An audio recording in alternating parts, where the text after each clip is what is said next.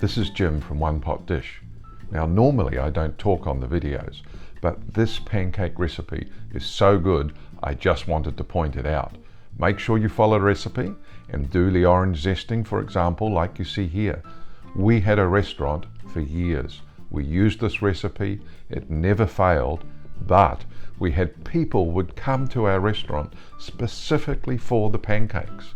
So here we're making a mega pancake, but you can equally use it to make a nice thin pancake and it'll fluff up, be beautiful, and it'll taste delicious. So thanks for watching. I'll get off the line now. We'd love it if you subscribe to our channel. Bye from me.